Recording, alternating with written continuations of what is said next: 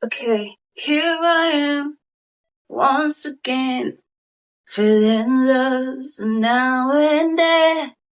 I'm breathing it to let it go. Funny enough, I spent the last 20-30 minutes filming this video, and I kid you not, at the very end of the video, I said, so now I've come to the end of the video. If I find out that my video hasn't been recording, I'm not going to attempt to film again for the next 3 years. But here I am, 10 minutes later or less, trying again, unfortunately, because that's something I do. Hi, Tinker Pearl. My name is Pearl, and this is my third attempt at YouTube. And this time I am here because I feel like I have lived long enough and I have learned long enough, and I am slowly becoming more confident in my experience and my perception of reality and how I choose to interpret my experiences and, just life in general, and talk about what it means to be a self, what it means to exist in this world right now. As someone who exists in the intersection of so many marginalized groups, I feel like I have experienced so much and I have what it takes to contribute to this conversation, about existence, about being, about what it means to exist. And so, yeah, this is my third attempt. And hopefully this time I don't fall off the face of the earth as I usually do. And if I do, I'll see you next time I try again, I guess. Because I will keep trying. I am persistent like that. I am inspired by so many great YouTubers. I'm really horrible with names, unfortunately, so I can only think of a few off the top of my head. I understood Brittany, The Sixth Sense, Anna Howard.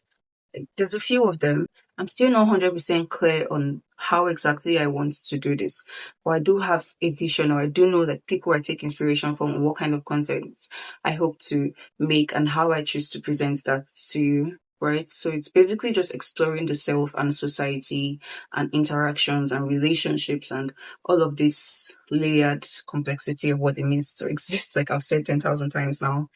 And I hope to explore that with art and poetry and, just musings and my favorite way to present these things, analogies. Yeah, that's what I hope for. Today I'm here because I spoke to someone really close to me and I asked her how she was, and she said she feels lost. And I immediately resonated with me and all the past versions of myself that felt that, as someone who is constantly finding herself, who has found herself over and over and over again and then lost herself. I know what it feels like to feel lost. I come to terms a lot with the fact that nothing is like straightforward and nothing is black and white, and I'm allowed to be this vast ocean with layers and depths and creatures living in me. And not literally, but I mean literally when you think about bacteria and worms. And anyways, I am going to check if this is still recording because I have PTSD.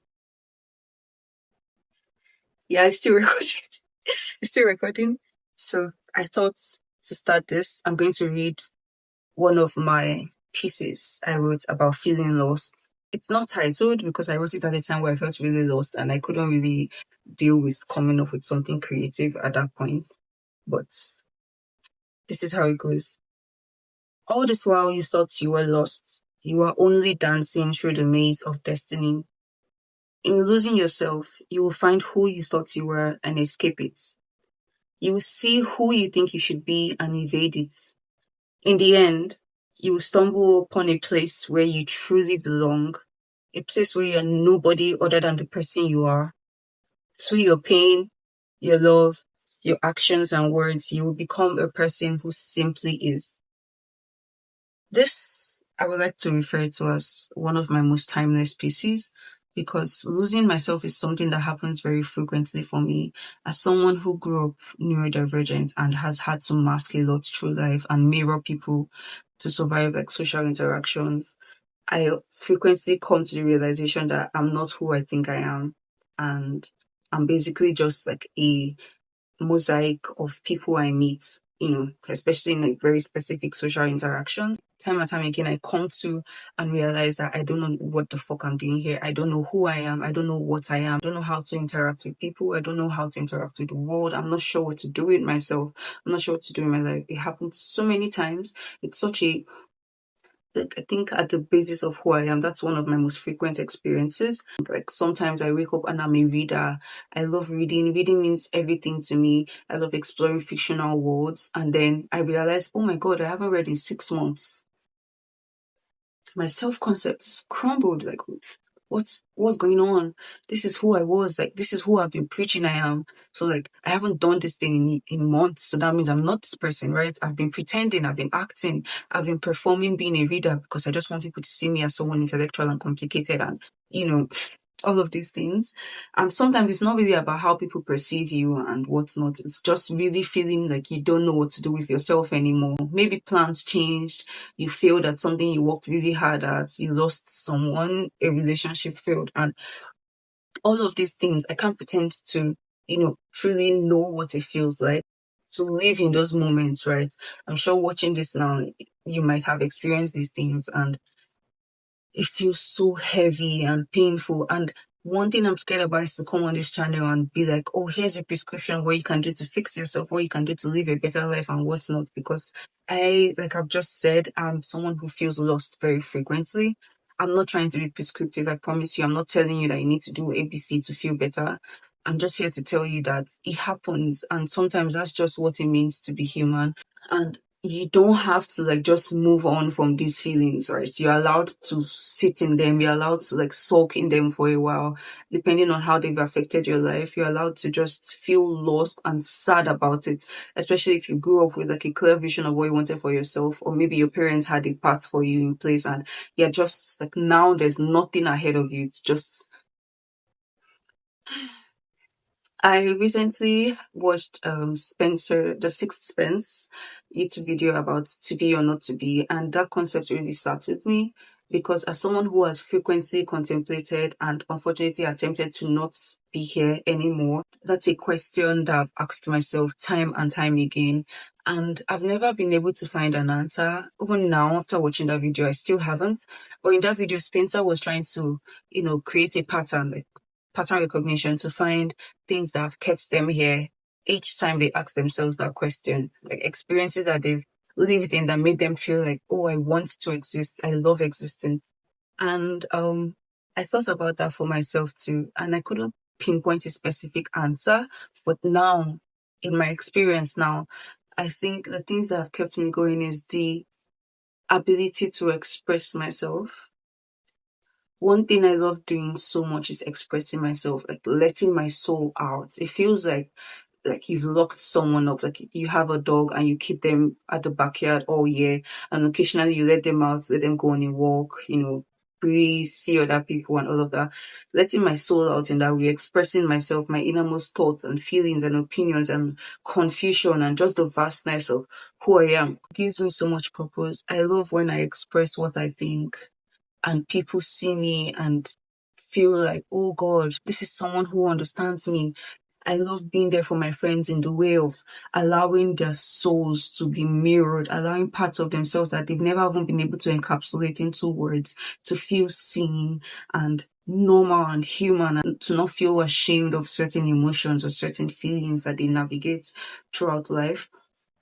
These are things that mean so much to me. Curiosity, my God, I love learning so much. Like, this is one thing I've recently added into my life for myself. Hi guys, so it's the next day, and I really want to clarify what I meant when I was talking about learning as one of the things that keeps me alive. I wasn't referring to learning in a productive sense or capitalist sense of, trying to learn a new skill and trying to self improve.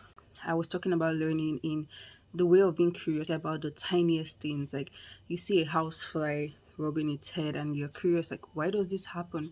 And you go and search that up. Or even something as silly as, oh, why the sky turns pink on certain days, like not every day, like what's causing this? Or even just learning about how to be a better friend, or how to like make your friends feel loved better, or how to just express yourself better, how to make yourself feel safer in certain environments, just anything that's like new information, right? Information you didn't have before, expanded information. That's what I was referring to. I wanted to clarify that because I'm very anti-capitalist, anti-productivity culture, and trying to justify your existence or your worth by how much you do and how much you know. So yeah, I wanted to clarify that.